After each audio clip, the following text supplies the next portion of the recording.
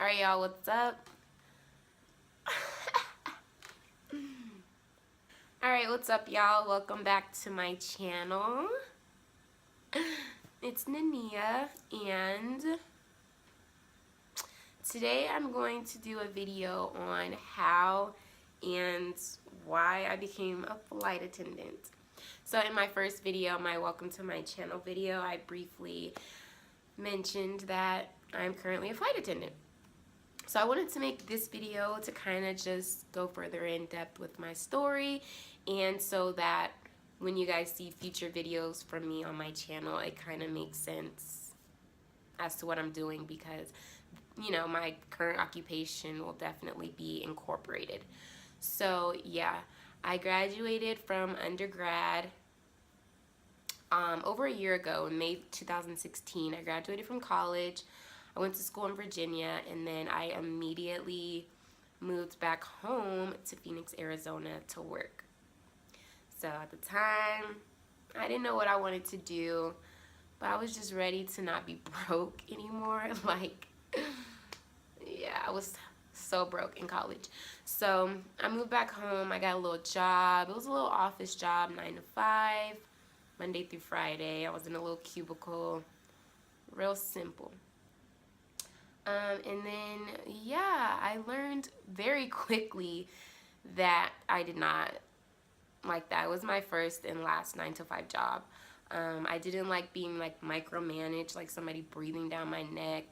I didn't like it was so routine. Like there was nothing exciting to look forward to. Like every day I knew exactly what I was gonna do. Like I took breaks at the same exact time every day. Like I just didn't like it. It got to the point where the money wasn't even worth it, and it was doing something to my demeanor. Like I was just becoming really negative and overall an unhappy person. Like I said, I didn't know what I wanted to do, but it got to the point where I was like, I cannot do this. Like I knew my time was more valuable, and I knew I was not put on this earth to sit up in that cubicle. So yeah, a few people have like mentioned to me like, you should become a flight attendant, and I was like, no, I don't want to be a flight attendant. Like if I'm going to be on an airplane, I want to be going on vacation. I don't want to be working. So I like brushed that off. And then 3 months into my job, I was literally desperate. I was like, I will do anything but sit in this cubicle. So ironically, the building that I was working in was like this big 12-story building. I worked on the 8th floor, and right below me was the corporate office of the company I'm with now. They were on the 7th floor. So it was kind of inevitable. I began snooping around. I went downstairs and met the receptionist, and she kind of gave me that confirmation I think I was looking for. You know, she just really encouraged me to do it. She was like, you know, you have nothing to lose. Like, you're so young, you have a nice personality, and we're hiring. She was like, just do it. And I was like, you know, I thought about it, I let it resonate, and then I was like, you know what, she's right. Like, I'm just gonna apply and see what happens. So like a week and a half later, it was like super fast, but I was offered to go to training.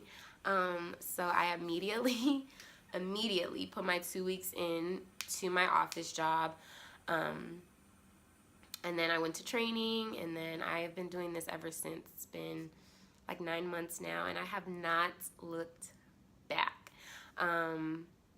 Yeah, and I thought it was kind of crazy because when I put my 2 weeks into my office job, my last day was on my 22nd birthday.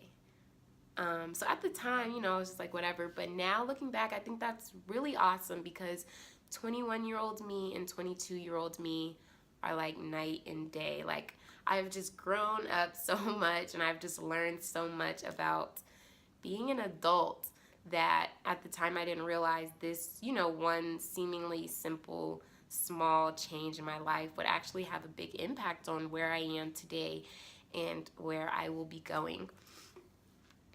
So yeah, not only have I been able to travel, you know, different places, meet incredible people, but this job has also allotted me so much time and flexibility. I spent a lot of time by myself, and I've learned so much about myself. I've learned so much about life, and at the time I didn't even, realize that's what that was so necessary until now. Like, I can appreciate it so much, because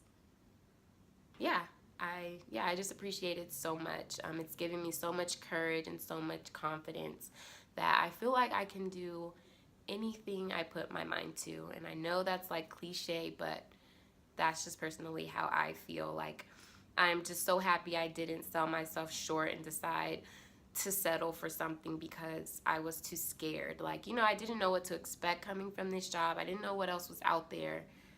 But, now that I'm here, I'm just like, there's a whole world out there. Like, don't settle. Like, if there's more you want out there, like, go get it. Like, it's there, I'm telling you.